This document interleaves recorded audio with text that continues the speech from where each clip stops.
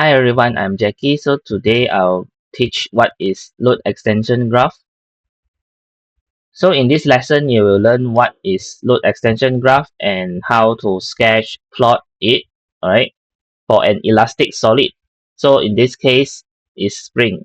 I will introduce an experiment, right, to plot this graph, and we need to know what is limit of proportionality on the graph. So let's start. So I will introduce an experiment to investigate the Hooke's law, right? So you need to prepare a spring and ruler and a stand. So first, what should you do? You measure the original length L0 of the spring first, okay? Then you hang a load of 1 Newton on the spring. Then you measure the length, final length of the spring after you hang the load. Then you calculate the extension. X equals to L minus L0. So L is the final length, L0 is the initial length. Then you repeat the experiment for other type of loads like 2n, 3n, 4n, and 5n. Okay. Then this is the result. At first you didn't put any load on the spring, so 0 Newton. Then the length will be initial length 8.5 cm. Then the extension, of course, nothing lah, because you not yet put the load, right? Then you start to put the load 1 Newton. Then the length will increase. Then the extension you calculate by using this formula. Okay. Then you do it accordingly until 5 Newton. This is the extension for 5 Newton. Alright, so you plot the graph. Load dash extension graph. So load is the x-axis, extension is the y-axis, alright? So this is the x-axis, this is the y-axis.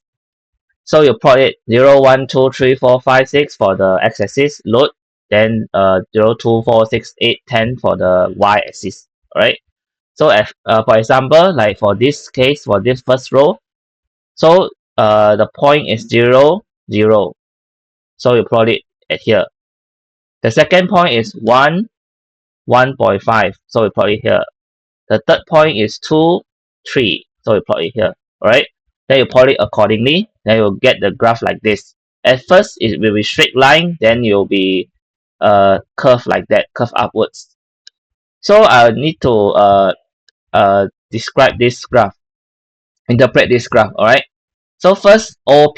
From O to P, you can see that this is a straight line that passes origin.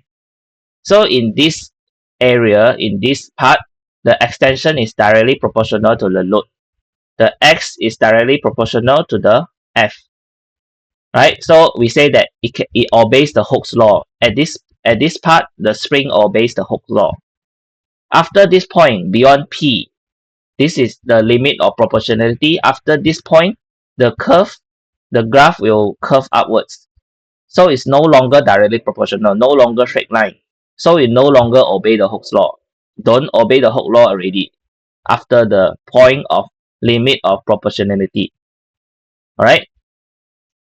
So this is the summary for the graph. And so why do we learn springs, right?